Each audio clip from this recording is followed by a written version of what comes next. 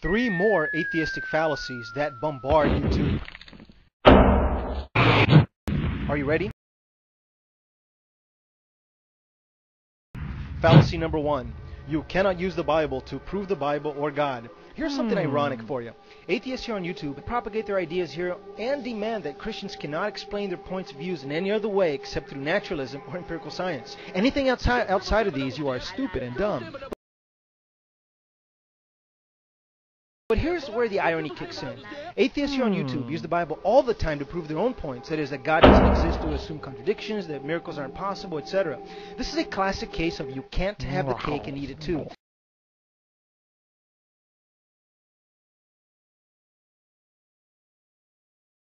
Now, I'm hearing the objections already. You guys are pushing the Bible on us. We defend atheism by showing you fallacious Bible verses. The fact of the matter is, though, that the great majority is trying to disprove God by using the Bible.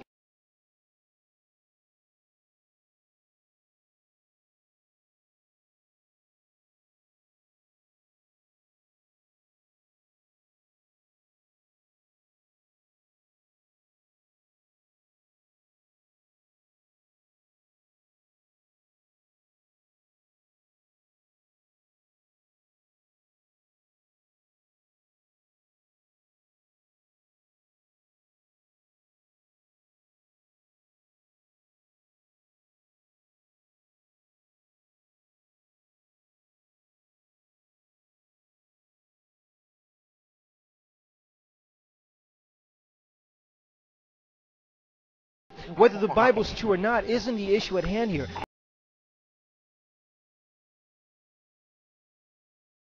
The point I'm trying to make is that when Christians use the Bible, we hear you can't use the Bible to prove the Bible, and in the in-between lines you're saying, but I can use the Bible to prove or disprove anything I want. Do you see how this is a mistake?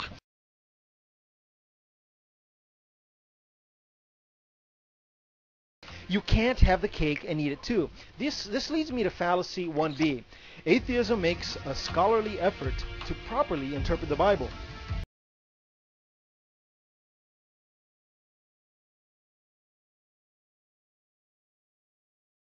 That seeks to analyze the Bible through asking certain questions of the text, such as who wrote it, when was it written, to whom was it written, why was it written, what was the historical, geographical, and cultural setting of the text.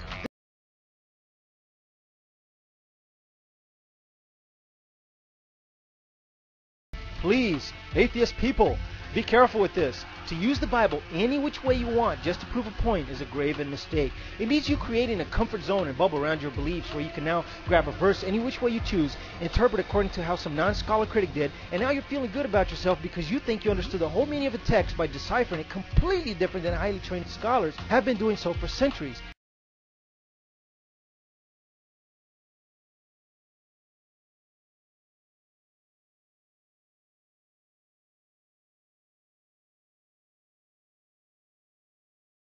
It means you creating a comfort zone and bubble around your beliefs where you can now grab a verse any which way you choose, interpret according to how some non-scholar critic did, and now you're feeling good about yourself because you think you understood the whole meaning of a text by deciphering it completely different than highly trained scholars have been doing so for centuries.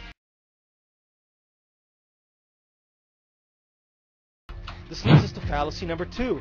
The Bible was written by men, and men make mistakes all the time. Therefore, you can't trust it.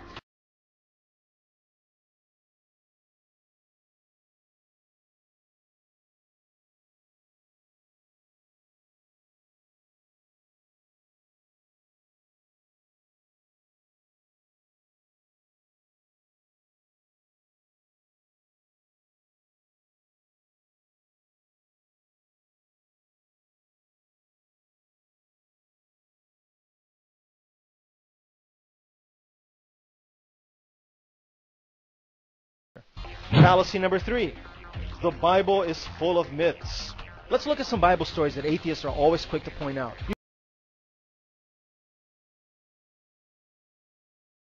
Now, I'm going to presuppose here that in order for the Bible to be true, either it is truthful in all its entirety or it's all false as a whole. What I'm saying is that for the Bible to be held as truly reliable, these specific stories have to either be 100% true, otherwise none of it can be trusted. The credibility of the Bible as a whole either falls or stands on one single truth or error. That's the claim. It's a very fair claim.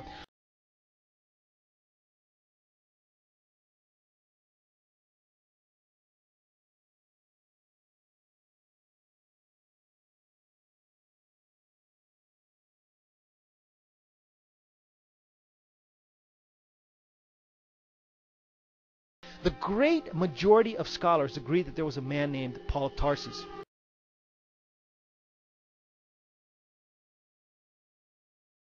Paul did write about these visions, that's for sure. There are enough people alive who were eyewitnesses of it, or who had participated in the event.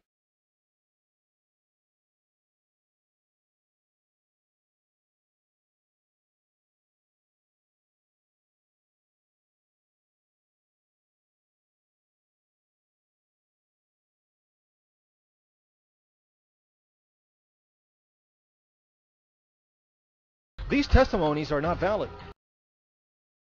Experiences can't be categorized as evidence. Of course they can. It happens every day and all the time in the court of law.